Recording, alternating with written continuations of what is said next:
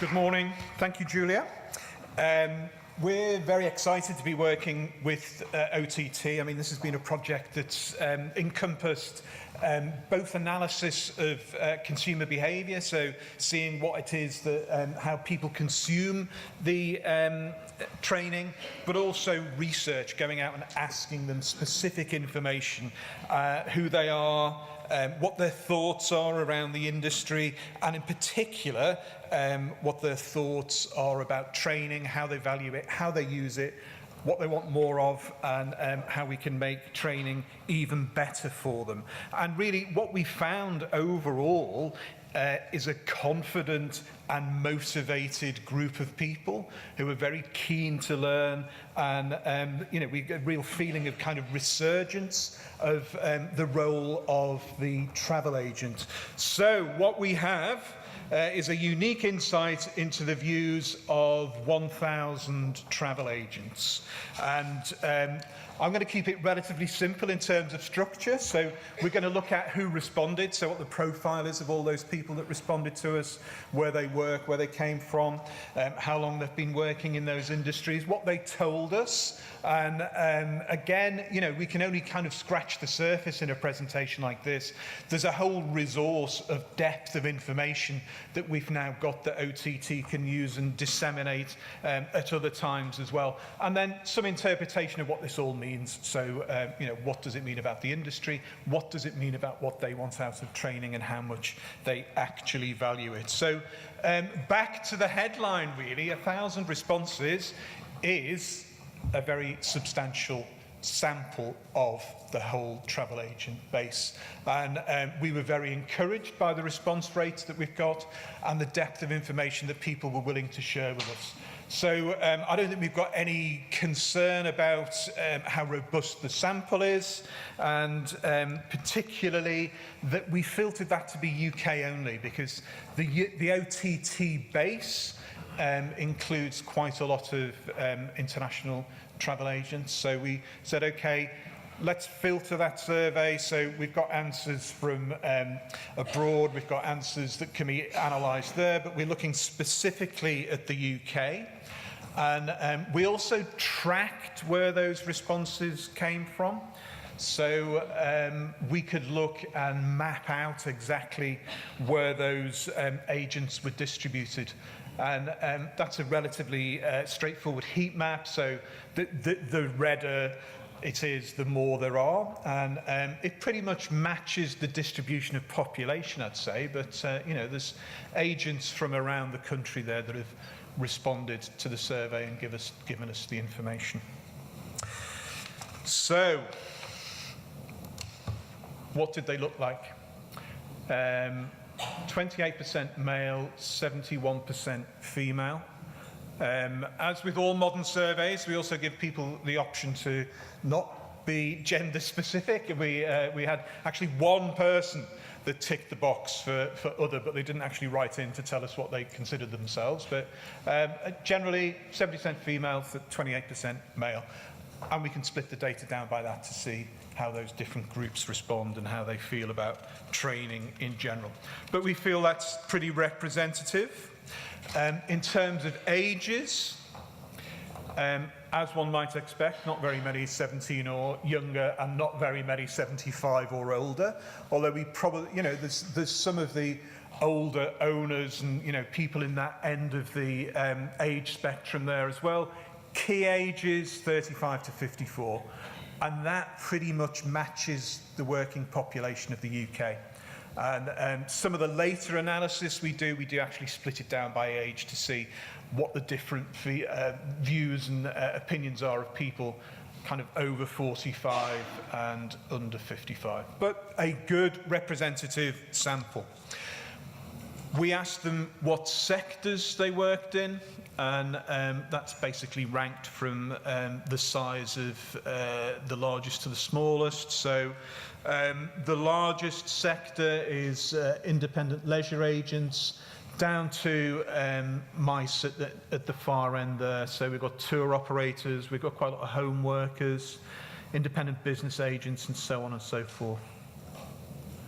Again, we can split the data by that. For this presentation, we haven't.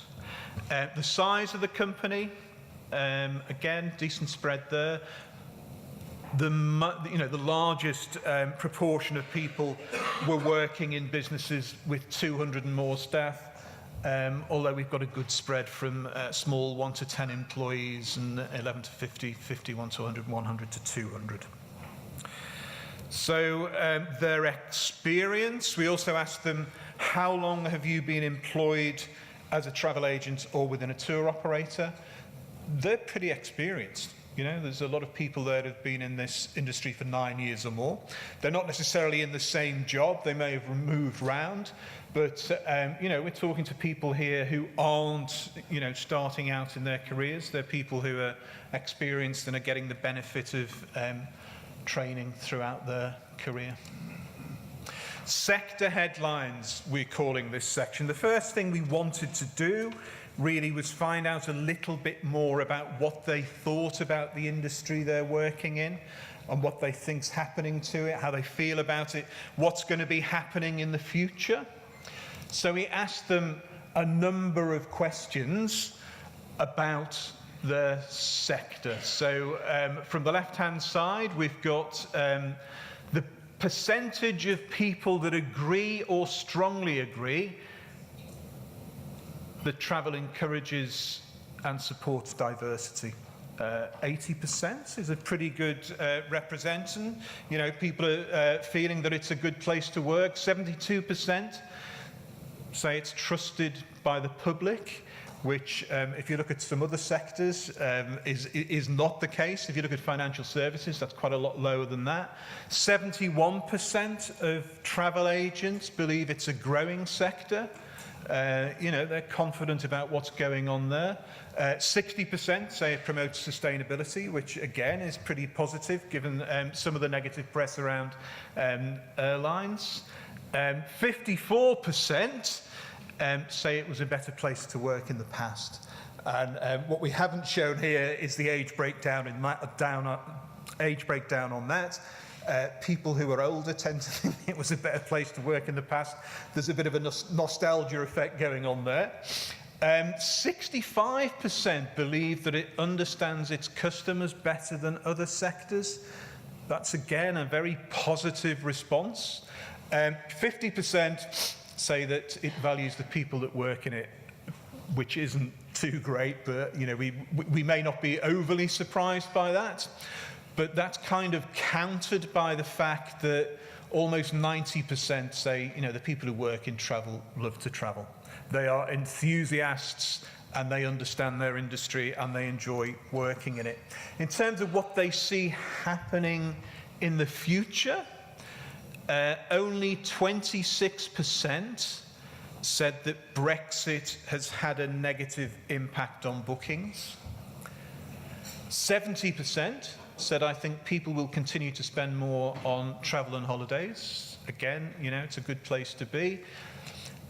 82% value people, 82% of travel agents believe that people value the advice given by travel agents. Again, a very positive response. 51% are saying Google's good for the travel industry, and that was trying to tease out how embedded they are in the whole kind of technology, and actually, 51% thinks whatever's going on there is a good thing, but only 39% say the travel industry leads others with technology. And, overall, I think there's some very positive things to come out there, but that we could also be looking more at advancing the technology within travel, I think is an important area to look at. When we asked them more specifically about training, we had 89% had taken at least one OTT course. We had a few people that had registered but not taken courses, but generally this is an audience that's engaged. And the big question we ask people in these environments, and you've probably seen this question elsewhere, is how likely would you be to recommend OTT to a colleague? This is called the Net Promoter Score, and you'll see it a lot in customer satisfaction surveys. And the basic form of the question is, how likely would you be to recommend whatever it is, Virgin Trains, Wetherspoons pubs, you name it. You can put the brand in there, and how likely would it be to do that to a friend or colleague? You're then asked to score it between 0 and 10. And the reason that scale's there is, the reason the 0's there is because it doesn't confuse people into thinking that 1 is the best you could give. So 0 to 6 are known as detractors, 7 and 8 are known as passives, and 9 and 10s are known as promoters. The net promoter score is calculated by subtracting the percent of detractors from the percent of promoters.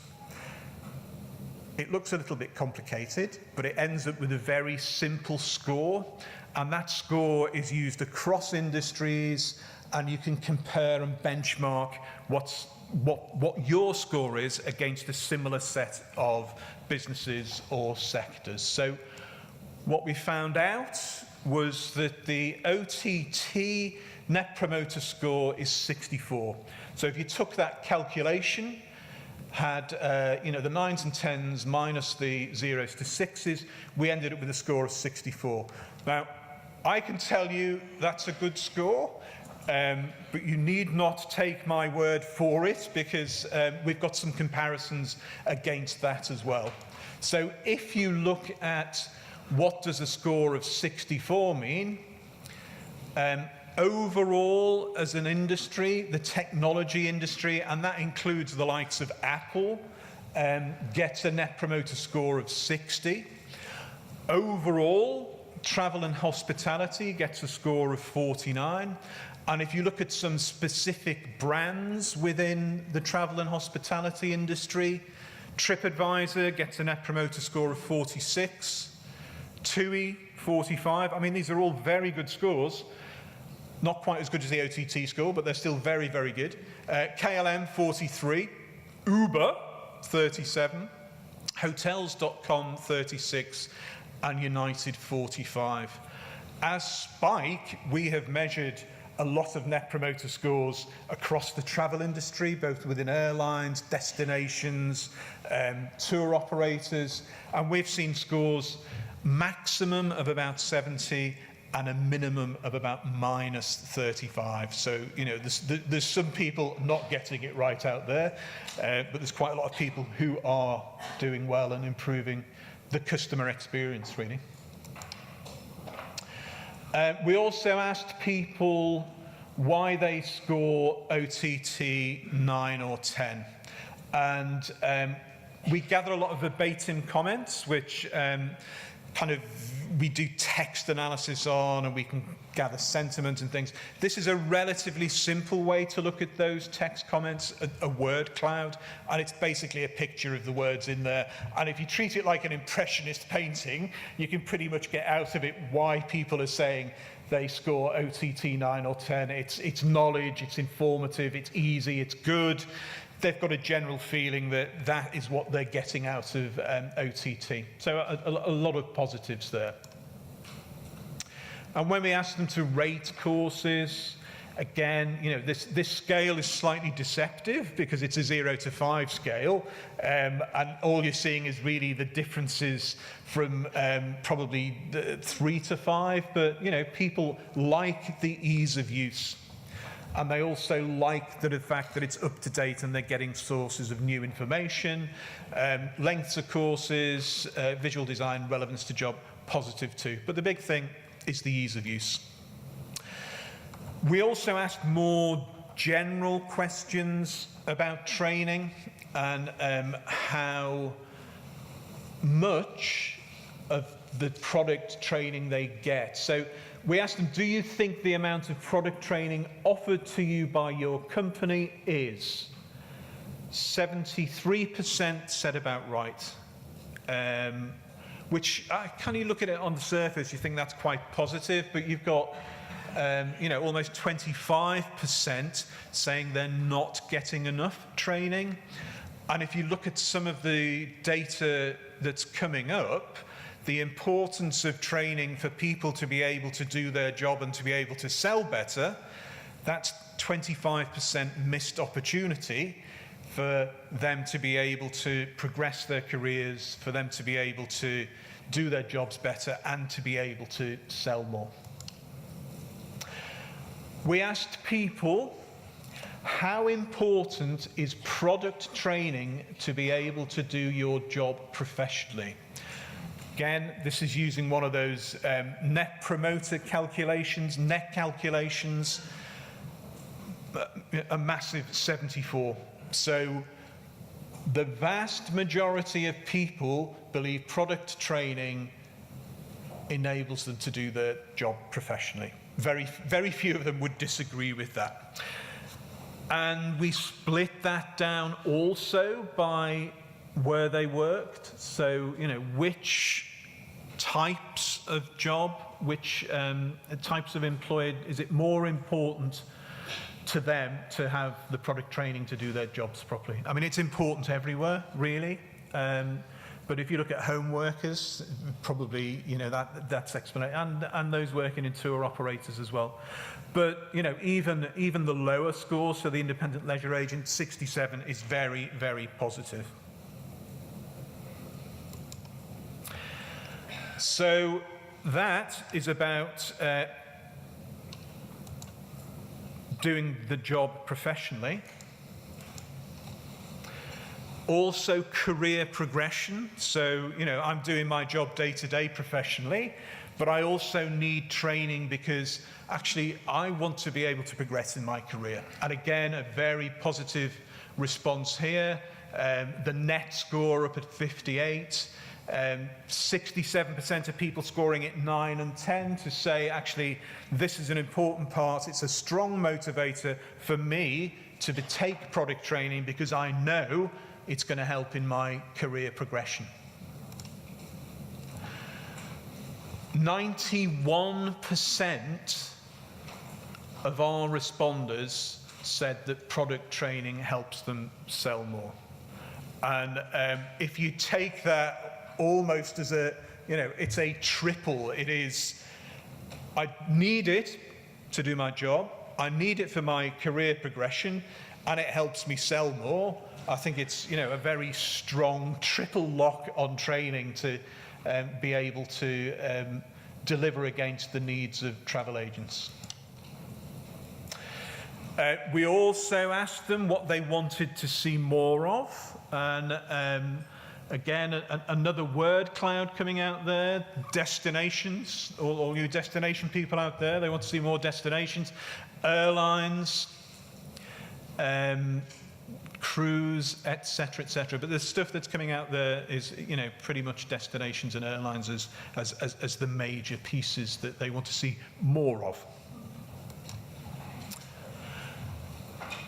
Most courses are incentivized, and we asked people, how likely would you be to take a course if it weren't incentivized?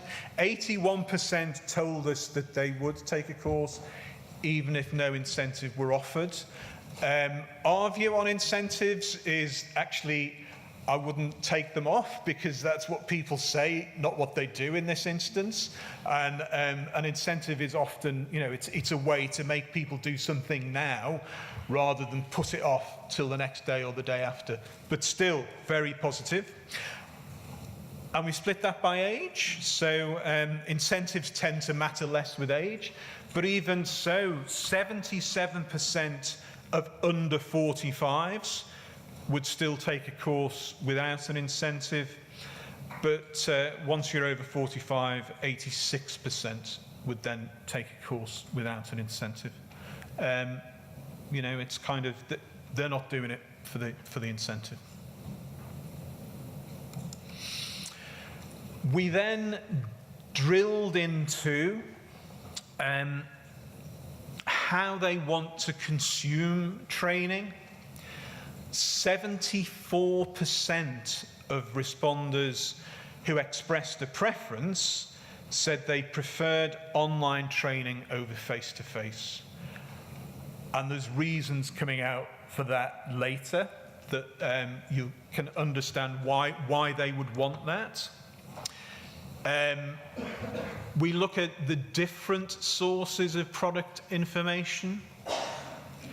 How important to improving your product knowledge are the following sources of information? So this is the importance of the different channels. Online training courses up at 94%, lunch and learns down at 41%, social evenings. I mean, social evenings, the other elements there, events, roadshows, recommendations from other agents and so on, are pretty positive, but you know, I think the online comes out very, very strongly there. We also wanted to understand whether their company had a learning management system, and 36% said yes, 40% no, and 23% didn't know. So we've got about 36% of businesses with a recognised learning management system. We then wanted to find out those that had a learning management system, how they rated that. So how useful do you find this system? Okay, I'd say. It's, you know, they're doing all right. 21% don't like it at all. 35% bit nay, kind of, you know, it's not that great. And then you've got 43% who do appreciate the learning management system that's given to them. But if you look at, you know, what businesses are supplying, if you've got 36% having a learning management system, of that 36%, less than half feel like it's a very good system. So, you know, kind of, there is a gap there, really. Other statements about training. So, starting with, I enjoy taking training courses. 92%, very good. I mean, it's a very positive picture. 55%. My company provides most of my training needs. No, it doesn't. 45% in effect is saying that the company doesn't provide the training needs. 95% say that supplier courses are an important source of information. 90% agree that it keeps me up to date with my product knowledge. And then a slightly cheeky one to see how well these people are being managed. My manager plans my training, 20%. In a way, you know, it shows a level of self-starting and motivation amongst the travel agents that, you know, even if they're not being told what to learn, they are finding these courses and motivating themselves because they understand career progression, selling, and the ability to do the job are all very important. We got them to rank each source of product information from favourite to least favourite. So this is a slightly, you know, we've got importance, and then we've also got how they want to consume training. And what this shows, online training courses at the top, and then recommendations from other agents at the bottom. Not everybody favours online training courses, so the kind of orange to the left of the line there is the people that are saying, well, actually, it wasn't my favourite. But for most people, their favourite form of training is online, followed by events, product roadshows, social evenings, lunch and learns, and then recommendations from other agents, which you know, is valuable, but not actually the most preferred way of gathering product information. So if they preferred online training, we asked them why. And the big thing that's coming out here is ease, the quality of the information, and time. And it's not just the efficiency of the time it takes to take the course, it's the efficiency of being able to do it where and when you want, rather than having to go somewhere to do it. So it's the convenience linking with the time, and it's a very efficient way to improve your understanding and learning.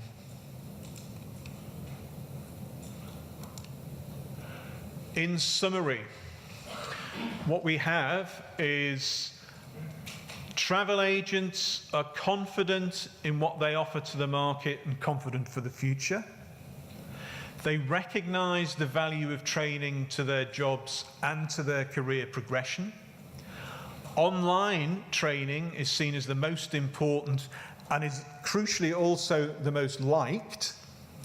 And these people are motivated by knowledge and understand exactly what it can do for them. Thank you.